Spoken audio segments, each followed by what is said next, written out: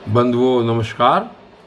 और कल की वीडियो में आपने सुना था कि जिस समय कुछ यादवों के बालक खेल रहे थे तो उस समय उन्होंने ऋषियों को चिढ़ा दिया और ऋषियों ने उनको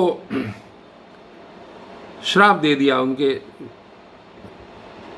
उनके वंश का, उनके यादव वंश का विनाश होने का श्राप दे दिया उन सभी को। ऋषिगण ये जानते थे कि अब भगवान श्री कृष्ण स्वयं ये चाहते हैं कि इनका विनाश हो जाए, तो इसी कारण उन ऋषियों ने उन बच्चों को उनके वंश के विनाश होने का श्राप दे दिया।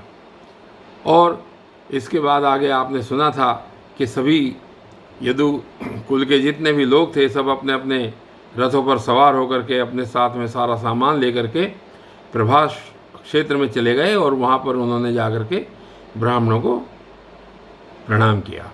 और इसके बाद फिर आज की यहाँ पर कथा प्रारंभ हो रही है। आज के इस अध्याय में आगे फिर उद्धव जी कह रहे हैं, सुना रहे हैं विदुर जी को।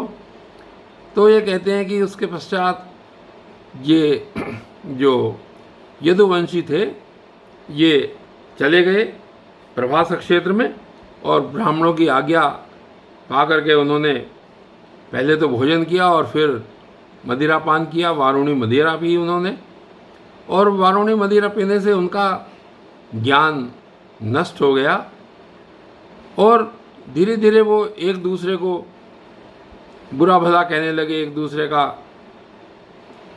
दूसरे के ऊपर कीचड़ उछालने लगे। तो फिर वो शाम होते होते तक आपस में लड़ने लगे। और उसके बाद यहाँ पर श्रीमद् भागवत में बताया गया है कि जैसे बांस आपसी रगड़ से उत्पन्न हुई आग के कारण नष्ट हो जाता है, धीरे धीरे वो सभी आपस में लड़ते लड़ते नष्ट हो गए। और उसके बाद भगवान देख रहे थे बैठे हुए कि ये मेरी ही गति से, मेरे ही चाहने पर सभी का नाश हो रहा है। और वो धीरे धीरे उन्होंने क्या किया कि सरस्वती के तट पर वो अकेले ही बैठ गए। और वो कहते हैं कि जिस समय भगवान ये सब कर रहे थे, ये लीला चल रही थी, तो भगवान ने मुझको पहले से ही कह दिया था कि उद्धव तुम मेरे प्रिय भक्त हो और तुम ऐसा करो बद्रिकाश्रम चले जाओ। लेकिन मैं उनके चरणों का विरह सहन नहीं कर सकता था, मैं बहुत व्याकुल हो गया और मैं उनके पीछे पीछे भागते भागते, उनके पीछे चलते चलते यहीं प्रभास क्षेत्र में ही पहुंच गया। और मैंने वहाँ पर जाकर के देखा कि ऐसे भगवान श्री कृष्ण जो सबके आश्रय हैं किंतु उनका कोई आश्रय नहीं है, वे प्रियतम प्रभु शोभाधाम श्याम सुंदर सरस्वती के तट पर अकेले ही बैठे हैं। उनकी 4 भुजाएं और रेशमी पीताम्बर है। और दूर से ही मैंने उनको पहचान लिया और एक पीपल के वृक्ष के नीचे, एक छोटे से पीपल के वृक्ष के नीचे सहारा लिए हुए वो अपनी बाईं जांघ पर दायां चरण कमल रखे बैठे थे। और इसी समय व्यास जी के जो प्रिय मित्र हैं परम भागवत सिद्ध मैत्रेय जी लोकों में स्वच्छंद करते हुए वहाँ पर आ पहुँचे। और मैत्रेय मुनि भगवान के अनुरागी भक्त हैं। आनंद और भक्ति से उनकी गर्दन झुक रही थी। उनके सामने ही श्री हरि ने प्रेम एवं मुस्कान युक्त चितवन से मुझे आनंदित करते हुए कहा। यानी कि जिस समय श्री मैत्रेय जी वहाँ पर पहुँचते हैं तो उनको आनंदित करने के लिए, विदुर जी को आनंदित करने के लिए कहते हैं, तो श्री भगवान कहते हैं उद्धव जी को आनंदित करने के लिए कि मैं तुम्हारी आंतरिक अभिलाषा जानता हूँ। उन्होंने कहा कि मैं उद्धव जी तुम्हारी इच्छा जानता हूँ, इसलिए तुम्हें वह साधन देता हूँ जिससे कि तुम भी इस कार्य को करो। ये साधन दूसरों के लिए अत्यंत दुर्लभ है। उद्धव तुम पूर्व जन्म में वसु थे। उनको बता रहे हैं कि तुम पूर्व जन्म में वसु थे। विश्व की रचना करने वाले प्रजापतियों और वसुओं के यज्ञ में मुझे पाने की इच्छा से तुमने मेरी आराधना की थी। और साधु स्वभाव उद्धव, संसार में तुम्हारा यह अंतिम जन्म है, क्योंकि इसमें तुमने मेरा अनुग्रह प्राप्त कर लिया है। अब मैं मृत्यु लोक को छोड़कर अपने धाम में जाना चाहता हूँ। इस समय यहाँ एकांत में तुमने अपनी अनन्य भक्ति के कारण ही मेरा दर्शन पाया है। यह बड़े सौभाग्य की बात है। और पूर्व काल के आरंभ में मैंने अपने नाभि कमल पर बैठे हुए ब्रह्मा को अपनी महिमा के प्रकट करने वाले जिस श्रेष्ठ ज्ञान का उपदेश किया था और जिसे विवेकी लोग भागवत कहते हैं, वही मैं तुम्हें देता हूँ। और यहाँ पर श्री भगवान जी उद्धव जी को वो भागवत का ज्ञान देने लगते हैं। और फिर आगे विदुर जी कह रहे हैं, व्यास इनसे विदुर जी कह रहे हैं कि विदुर जी, मुझ पर तो प्रतिक्षण उन परम पुरुष की कृपा बरसा करती थी कि मेरे ऊपर तो उद्धव जी बता रहे हैं विदुर जी को कि मेरे ऊपर तो उनकी हमेशा कृपा बरसा करती थी। और इस प्रकार आदरपूर्वक कहने से स्नेहवश मुझे रोमांच आया है। मेरी वाणी गदगद हो गई और नेत्रों से आंसुओं की धारा बहने लगी। उस समय मैंने हाथ जोड़कर उनसे कहा कि स्वामीन, आपके चरण कमलों की सेवा करने वाले पुरुषों को इस संसार में अर्थ, धर्म, काम और मोक्ष, इन चारों में से किसी पदार्थ की कोई कमी नहीं रहती। कोई भी इनमें से दुर्लभ नहीं है। यद्यपि वे उसके पश्चात भी आपके चरणों की सेवा करने के लिए ही लालायित रहते हैं।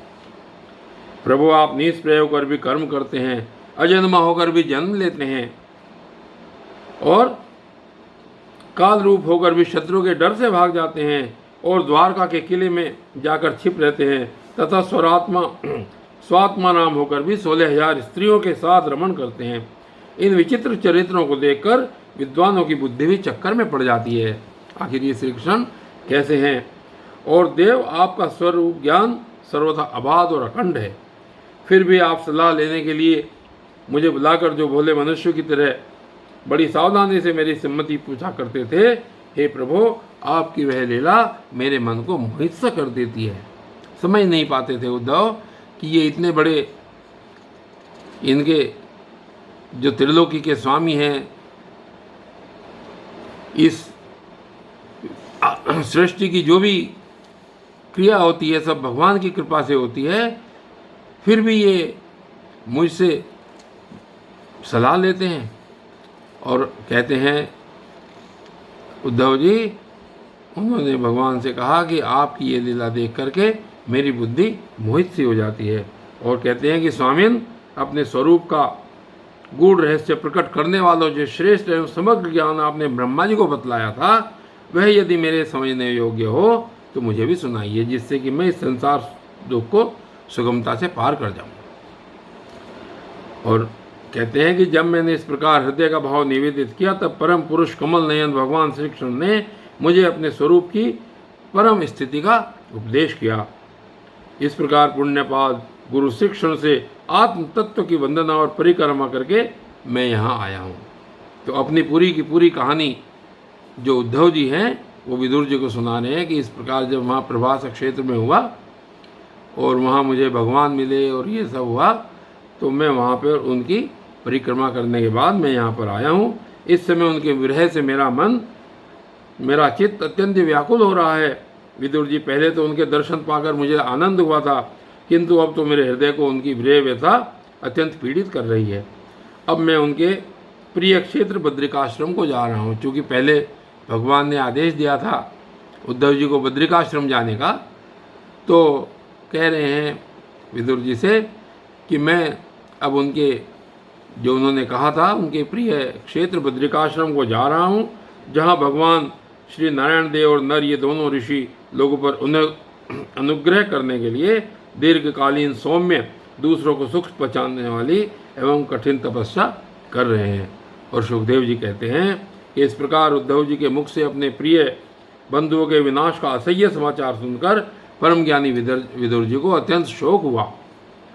क्योंकि यहाँ पर उद्धव जी ने उनके सबके नष्ट होने का समाचार दिया, तो इससे विदुर जी को बड़ा कष्ट हुआ, बहुत शोक उत्पन्न हुआ, लेकिन उन्होंने अपने ज्ञान के द्वारा उस शोक को शांत कर दिया। जब भगवान श्री कृष्ण के परिकरों में प्रधान महाभागवत उद्धव जी बद्रिकाश्रम की ओर जाने लगे, तब कुरुश्रेष्ठ विदुर जी ने श्रद्धापूर्वक उनसे पूछा। क्या पूछते हैं? विदुर जी कहते हैं कि उद्धव जी, योगेश्वर भगवान श्री कृष्ण ने अपने स्वरूप के गूढ़ रहस्य को प्रकट करने वाला जो परम ज्ञान आपसे कहा था, वह आप हमें भी सुनाइए, क्योंकि भगवान के सेवक तो अपने सेवकों का कार्य सिद्ध करने के लिए ही विचरा करते हैं। और फिर उद्धव जी ने कहा कि उस तत्व ज्ञान के लिए आपको मुनिवर मैत्रेय जी की सेवा करनी चाहिए। इस मृत्यु लोक को छोड़ते समय मेरे सामने स्वयं भगवान ने ही आपको उपदेश करने के लिए उन्हें आज्ञा दी थी। क्योंकि विदुर जी ने कहा जब कि भाई मुझे भी आप उस ज्ञान को बताइए जो भगवान श्री कृष्ण ने आपको दिया था, तो इस पर उद्धव जी ने विदुर जी से कहा कि आपको ये ज्ञान मैत्रेय जी से लेना चाहिए। इससे पहले के अध्याय में ये आ चुका है कि विदुर जी की मैत्रेय जी से कहाँ उनका संबंध हुआ, कहाँ पर उन्होंने आपस में वार्तालाप की। तो पहले जब विदुर जी चले थे, पहले वो उद्धव जी से मिले और उसके बाद कहते हैं कि उद्धव जी ने कहा कि आपको ये ज्ञान मैत्रेय जी से लेना चाहिए। इस प्रकार विदुर जी के साथ विश्वमूर्ति भगवान श्री कृष्ण के गुणों की चर्चा होने से उस कथामृत के द्वारा उद्धव जी का वियोग जनित महान ताप शांत हो गया। यमुना जी के तीर पर उनकी वह रात्रि एक क्षण के समान बीत गई और फिर प्रातः काल होती वे वहाँ से चल दिए। उद्धव जी अब यहाँ से बद्रिकाश्रम को चल देते हैं और राजा परीक्षित के पूछते हैं कि भगवान मुझे ये बताइए, ये मेरा संशय है कि वृष्णिकुल और भोजवंश के सभी रथों और युद्धपतियों के भी युद्धपति जब नष्ट हो गए थे, यहाँ तक कि त्रिलोकीनाथ श्रीहरि भी अपना वह रूप, उनको भी अपना रूप छोड़ना पड़ा था, फिर सबके मुखिया उद्धव जी ही कैसे बच गए? जब सबके सभी नष्ट हो गए तो उद्धव जी कैसे बचे?